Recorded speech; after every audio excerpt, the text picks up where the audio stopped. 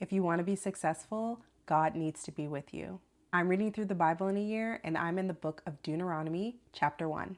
So, Deuteronomy chapter 1, verse 42 is in reference to a story that happened in Numbers chapter 14. And the story is essentially this: the Israelites were sent to spy out a land that the Lord was trying to give to them. But when they got there, it looked scary, and instead of trusting that the Lord was going to be with them, they instead believed that God was setting them up for failure and truly did question his goodness. And because of their fear, their complaining, their questioning, the Lord was angry. And the Lord decided that those Israelites in that generation would not enter into the promised land. There are a few exceptions, Caleb and Joshua, because they did show their faith, but all of the rest of them, no go.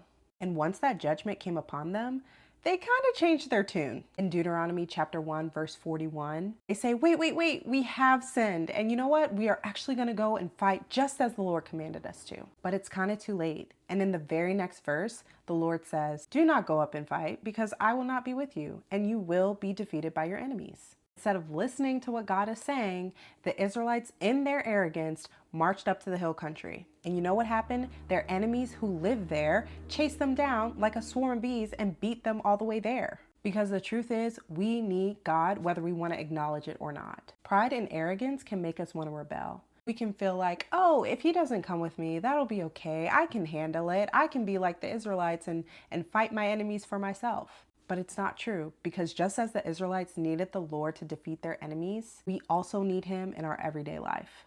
It's so easy to think that we can do things void of his presence. And you could essentially do things without the Lord, but you won't be nearly as successful as you would if you just did it with him.